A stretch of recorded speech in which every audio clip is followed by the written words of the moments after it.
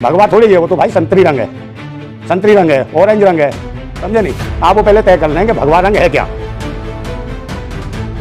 विरोध काय का विरोध है जब भारत सरकार ने और सेंसर बोर्ड ने जिस फिल्म को पास कर दिया, फिर किस चीज़ का विरोध है और कौन कर रहे हैं? वो जो धर्म की आड़ में जो अपनी रोटियां सेकते हैं, पाखंडी टाइप के लोग हैं, समझे, जिन्हें कोई खुद नहीं पूछता है। वो बाबा था जिसने कहा मैं जल समाधि ले लूँगा, वो भूतनी का, उसने कहा कि मैं वो सर कलम कर देंगे हम उसका, शाहरुख खान का। तो ऐसे ऐसे लोग हैं, ये पाखंडी लोग हैं, ढोंगियों से कुछ नहीं होने वाला। और जबकि प्रधानमंत्री जी ने खुद स्वयं कह दिया है कि कोई भी अब इस फिल्म पर कोई टिप्पणी नहीं करेगा और शांति से करे। भारत सरकार ने फिल्म को पास किया है, सेंसर बोर्ड ने पास किया है। आप सभी लोग फिल्म की तरफ से कोई भी किसी भी प्रकार का आंदोलन ना करें और देश का साथ दें। तो फिर ये विरोध क्यों कर रहे हैं लोग? अरे भाई, कईयों को आदत पड़ जाती है ना, डिप्रेशन का शिकार हो जाते हैं, ठीक है। ये वो बेरोजगार हैं, अंधभक्त, जिन्हें काम की लालसाती की, भाई मोदी जी आएंगे रोजगार मिलेगा, धर्म के नाम पे नारे लगाएंगे, भगवान झंडा लेके घूमेंगे, तिलक तंबू लगाएंगे, कलावे बांधेंगे, जय श्री राम बोल के लोगों को डराएंगे। इतना करने के बाद उन्हें लगता था कोई आईपीएस आईएएस या डीएम कलेक्टर इनको बना देंगे मोदी जी। पर इनकी क्वालिफिकेशन नहीं है, इनको तमीज नहीं है, ये शराबी बेबड़े अय्यास लोग हैं, नौजवान जितने भी हैं, और इनको खुद नौकरियां नहीं मिल रही। इनमें पढ़े लिखे भी हैं कुछ लोग। इनकी भारत सरकार भारतीय जनता पार्टी की बन चुकी है, उसके बावजूद भी इन्हें रोजगार मुहैया नहीं करा सके मोदी जी। इसलिए इन्हें आदत है, सरकार कोई भी कार्य पास कर देती है तो ये हफ्ता वसूली का काम करते हैं, ये डराने का काम करते हैं। जैसे कोई बिल्डिंग कोई पास कर ले, एमसीडी से पास करा ले, बिल्डिंग बन रही है, तो उसके बाद पुलिस वाला आ जाए, एमसीडी का कोई और दलाल आ जाए, बार बार धमकी दे। इस प्रकार के लोग हैं, ये उगाही करना चाहते हैं, जबकि भारत सरकार ने ये फिल्म पास कर दी है। किससे उगाही करना चाहते हैं? प्रोड्यूसर से चाहते हैं, डराना चाहते हैं, फिल्म के हीरो को डराना चाहते हैं, फिल्म की हीरोइन को डराना चाहते हैं। आहत बहुत सारी फिल्में आई भाई साहब, कितनी फिल्म आई हैं, उनमें हाथ नहीं होती। भूल भुलैया में हाथ नहीं होती इनको, भ्रष्टाचार फिल्म आई उसमें हाथ नहीं हुई। हमारे भावनाओं को आहत किया गया है कि भगवान हमको बेशर्म रंग बोला है। अरे नहीं, बेशर्म में कुछ नहीं है, भगवा थोड़ी है वो, तो भाई संतरी रंग है, संतरी रंग है, ऑरेंज रंग है, समझे नहीं। आप वो पहले तय कर लें कि भगवा रंग है क्या। भगवा कोई रंग नहीं है, रंग तो प्रकृति के सब हैं। आपको आपत्ति जब होनी चाहिए, आप अंधभक्त हैं इसलिए शोर मचा रहे हैं। अगर देशभक्त होते तो देशभक्त जब विरोध करता कि अगर इस भगवा, जिसको भगवा बना रखा है संतरी रंग की, उसको पेंटी को, उसकी जगह तिरंगे की अगर कोई पेंटी पहन रखा होता तब विरोध करना चाहिए था। और मैं भी विरोध करता अगर तिरंगे का अपमान होता कहीं तो।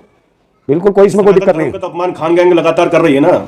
देखिए, सनातन धर्म का कोई भी अपमान नहीं कर सकता इस भारत में, समझे नहीं। कोई किसी का अपमान नहीं कर रहा। धर्म वाले सब जानते हैं, जो धर्म के अनुयायी सब जानते हैं कि क्या अपमान है क्या सम्मान है। तो शाहरुख खान, आमिर खान और ये सलमान खान लगातार बयान देते आए हैं कि भारत में मुस्लिम वर्ग जो है, जो अल्पसंख्यक वर्ग है, वो इनसिक्योर है एक तरीके से। हाँ, तो लगता है कि समाज के लिए सब देते हैं। हर कौम के ब्राह्मण अपने आप को चिल्ला रहे थे, ब्राह्मण कहने लगे हमें भी दो आरक्षण दो, समझे नहीं। और अन्य जाति के, तो हर जाति हर समुदाय को भारत का संविधान एक अधिकार देता है अपने लोगों के लिए बात करने के लिए।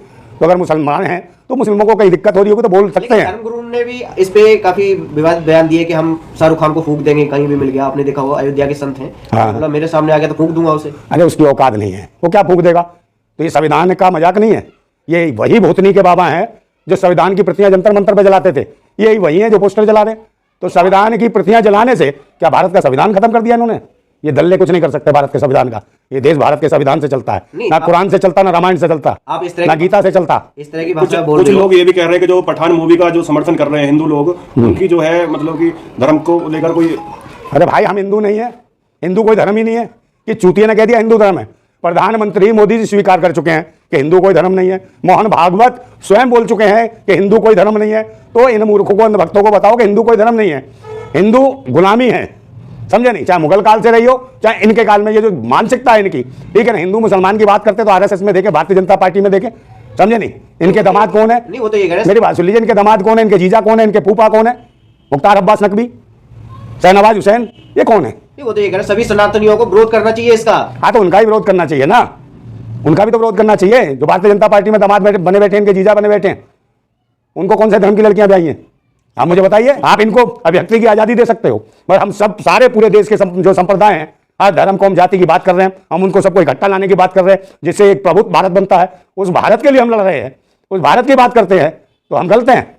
मोहन भागवत जी ने कहा है कि जो मुस्लिम अपने आप को महान समझते हैं, वो महानता उनको छोड़नी पड़ेगी भारत में रहना है तो। देखिए, तो महानता क्या है? जिन्होंने बलिदान दिए इस देश की खातिर, तो वही भारत माँ के बेटे हैं, समझे। चाहे हिंदू हो, मुसलमान हो, सिख हो, ईसाई हो, जिसने देश के लिए अपना सर्वोच्च बलिदान दिया, चाहे हमारी बहनें हो, बेटियां हो, रानी लक्ष्मीबाई हो, रानी अवंतीबाई हो, झलकारी बाई हो, और बहुत सारी महिला, बेगम सब्रू हो, ऐसी बहुत सारी महिलाएं जिन्होंने अपना निर्वस्त्र, अपना सब कुछ बलिदान दिया इस देश के लिए, तो वही देश की भारत माता है।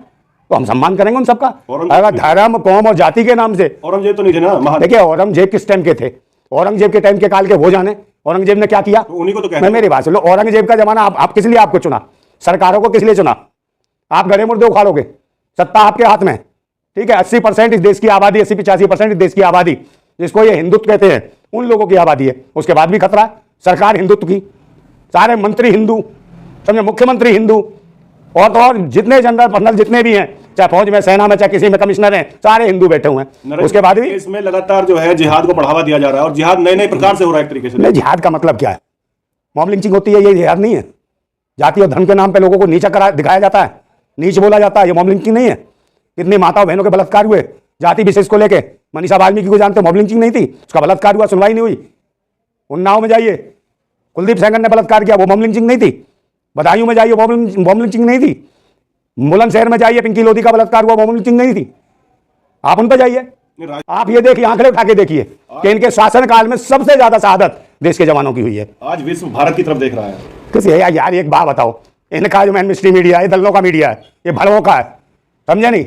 ये जो दिखा रहा है दुकान 24 घंटे हिंदू मुसलमान फलाना कुत्ते बिल्ली की तरह, किसी को मुल्ला बना के बैठा देंगे, किसी को कुछ बना के बैठा देंगे, सब प्रोफेशनल दल्ले आके बैठ जाते हैं। अगर कुत्तों की लड़ाई देखनी है ना, तो आप शाम को बैठ जाइए 6 बजे के बाद चैनल पे, सारे कुत्ते भौं कर रहे होंगे, प्रत्येक धर्म जाति के नाम पर उन्होंने एक फिल्म, एक ऐसे नौटंकीबाज बैठा दिए हैं, उन्हें देख के भी हंसी आती है। दिल करता है कई बार तो टीवी में ईंट मार दूं।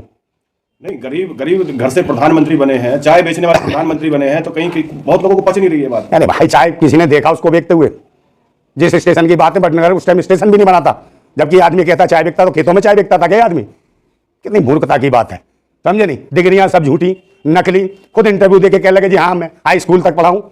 कितने इंटरव्यू, वो शुक्ला जी को इंटरव्यू दिया था, साक्षात्कार हुआ था मोदी जी का, उन्होंने खुद कहा मैं ज्यादा पढ़ा लिखा नहीं हूं। उसके बाद लोग डिग्रियां, उनके जमाने में कंप्यूटराइज डिग्रियां कहां थी?